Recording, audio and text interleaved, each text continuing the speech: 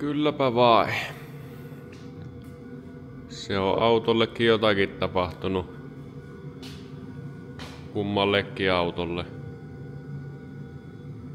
Ei nyt paljon kummallekaan, mutta vähän kuitenkin. Tänne on ilmestynyt vähän noita rautoja ja noita reikien peittelyitä ja massat. Siitä ne on pohjasta aika lailla poltettu ja lämmitelty pois. Kartaanitunnelia pitäisi vähän alkaa muokkaamaan ja kaikkia pikkufiksejä. Tähän nyt tulee tosiaan noin 10 senttiä koria levittävä korisarja taakse, että takapää olisi tarkoitus levitä aika pitkälle tuonne ja sitten myös takavista asti lähteä se levitys. En vielä tiedä, kun ei olla hirveästi suunnitelmia sen pohjalta tehty, mutta joka tapauksessa se tulee leviämään. Ja siitä syystä onkin tehty aika paljon tilaa takapyörän kaariin. Leikattu vakiokaaret pois ja täältä sitten osa tuosta pyöränkotelosta, että saadaan tuolta pyöränkotelon pohjalta asti suoraksi tuotua sisälokaasua ja sitten pyöränkotelo tuohon kylkipaneelille asti sitten. Tähän tulee peltisoiroa, joka on noin 10 senttiä korilinjan ulkopuolella, mihinkä sitten vastaa se tuleva korin levityspaneeli, joka muovista tulostetaan. Samat hommat on tietysti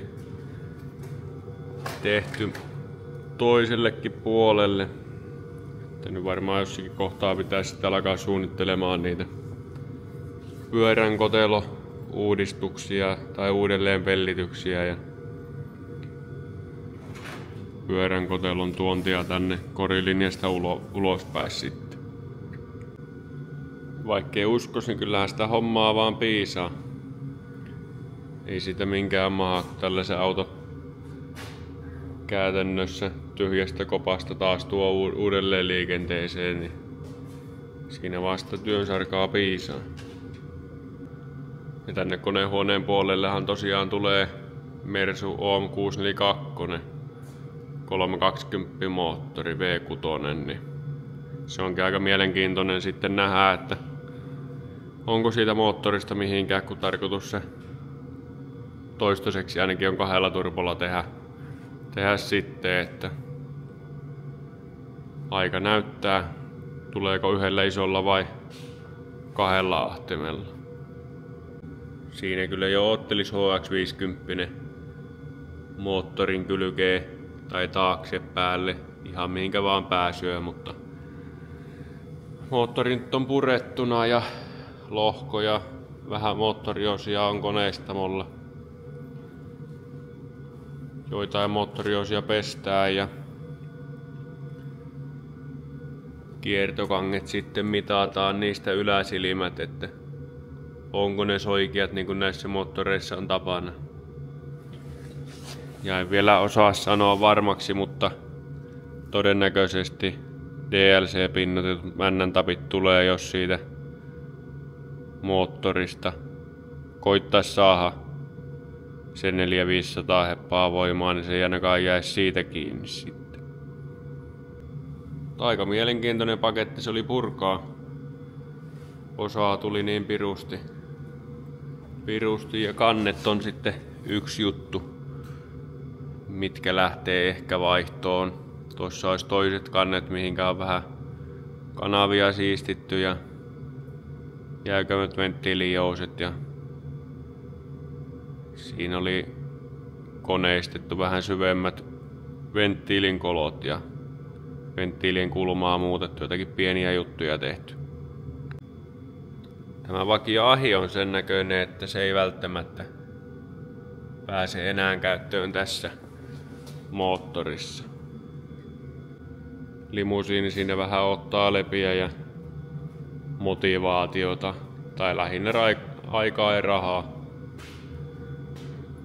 Jos nyt tuon auton tekisi ensin liikenteeseen ja katsoisi sitten, että mitä tämän kanssa keksii seuraavaksi. Pohjaan tästä tuli silloin viime vuoden puolella kuiva jää puhallutettua ja siitä tulikin ihan hyvä. Vähän siihen tietysti jäi vielä hommaa, kun oli tarkoituksena pyöränkotelut ja kaikki muut saa puhallettua, mutta siinä tuli muutama muuttuja, minkä takia sitten homma jäi vähän kesken, mutta kyllä se siitä varmasti vielä tavalla tai toisella puhalletaan loputkin. Tähänkin saa keulon vaihtaa, kun täällä on aika suuria ruostevaurioita, niin tästä korista onneksi sai hyvät korjauspalat, kun tuon keulan leikkasi tuosta pois, niin pystyy niitä hyvin hyödyntämään tässä projektissa sitten. Joskus tähän on vaihdettu osa tästä keulasta. Olisi nytkin vähän vaihtokuntoinen, kun tosiaan tässä noita ruosteita on kummallakin puolella sen verran, että se on helpompi vaihtaa kokonaan nuo kulumat tuosta, kun alkaa näitä entraamaan, kun niin on joku jo joskus vähän korjannut. Ja se on aina vähän typerää sitten, kun lähtee tuollaisia paikkoja tekemään, jos pystyy vaihtamaan valmiin ehjä osan tilalle, niin paljon helpompi lähteä sitten sitä kautta korjailemaan. Ja saattaa olla, että pitää tuolle apurungolle ja alatukivarsien kiinnikkeelle tehdä jonkunnäköisiä ehostustoimenpiteitä. Joko vaihtaa nuo korvakkeet kokonaan toista kopasta ehejä tai sitten yrittää tehdä siististi nuo, mutta aika näyttää mihinkä siinä päädytään. En tiedä paljonko tästä videosta näkee, mutta kyllä siinä on jonkun verran näkee, että apukuljettajan puolen runkoaisa aika lailla tuohon alatukivarren etummaisen kiinnikkeen kohdalle asti on mätää, joten se varmaan joutuu sitten jostain kopasta kahtomaan ehejen päätilalle ja todennäköisesti leikkaamaan näiltä main sitten poikki ja vaihtamaan tämän koko kulumapalan runkoaisoineen. Täällä pohjassakin on vähän sanomista. Siellä on pieniä juorureikiä, mutta en mä tiedä. Kuivaa sukat, jos nuo pitää avoimena. On täällä muuallakin vähän hapanta.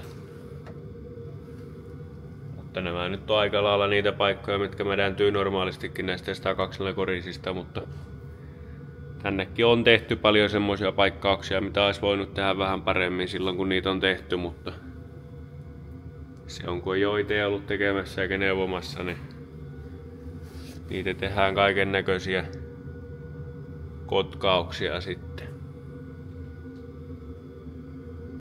Tämä autokin on eskaloitunut aika paljon, kun piti ensin tuo perä tuohon vaihtaa vaan, mutta kyllä se sitten meni loppujen lopuksi koko autopurkuun, kun siitä alkoi paljastumaan niin paljon noita ruostekohtia, ettei viittynyt enää sellaisena yrittää leimata. Että se on paljon helpompi, kun tekee kerralla kunnolla ja sitten vasta konttorilla anelemassa leimaa, kun yrittää karhun palveluksella saada auto vuodeksi taas tien päälle, niin se on aina vähän semmoista typerää hommaa.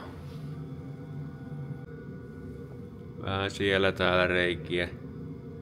Pieniä ja vähän suurempia.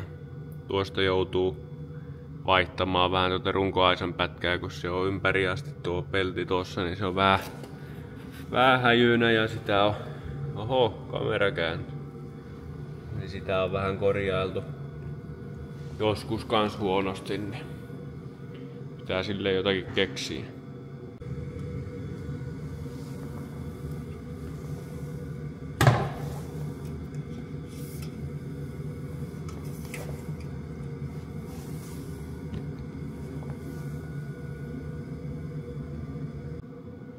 Unohdin kolmiala ottaa mukaan tähän kameraan ja katsotaan, onnistuuko tässä kopan kääntämisessä yhdellä kädellä kameran kanssa.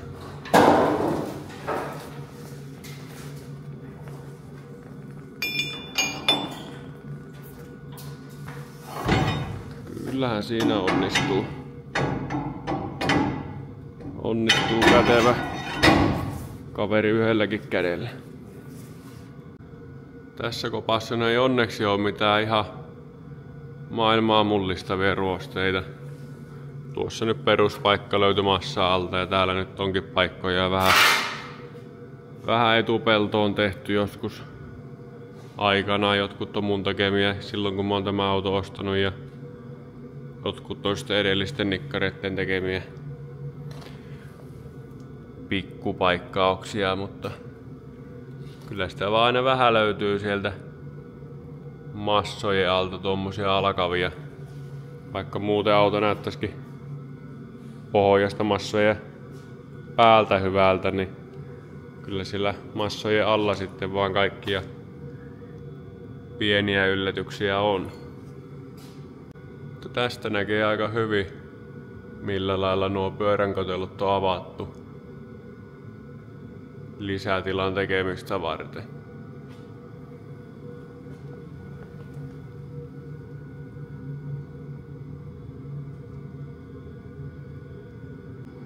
Ja tämä autohan on tarkoitus pysyä kilpien välissä, että sen mukaan tehdään muutoksia, mitä on mahdollista tieliikenteeseen hyväksyttää. Kyllä melkein aina kuukauden välein joutuu konttorille soittamaan ja ehdottelemaan omia ideoitaan, ja kysyä varmistusta niille, että onko ne mahdollista tehdä. Tai mahdollista tehdä on vaikka mitä, mutta se, että hyväksytäänkö sitä enää leimalla, niin se on toinen asia. Ja se on vielä vähän auki, että tekeekö tähän peräkonttiin sitten tankille kotelon, mikä tulee vähän alemmaksi tuosta peräkontin alkuperäisestä pinnasta, vai pitääkö tuon tuollaisena niin kuin se on ollut ja pellittää tuo vaan uusiksi ja laittaa tankin siihen kiinni. Vai laittaako tankin sitten tuonne taka-akselipalkin päälle, että paino pysyisi aksiloiden päällä tai aksiloiden välissä. On siinä hommaa. Hiekkapuhallusta ja hitsaamista ja hiontaa, pakkeloimista, kittaamista. Jossakin kohtaa ehkäpä maalaamista ja kasaamista.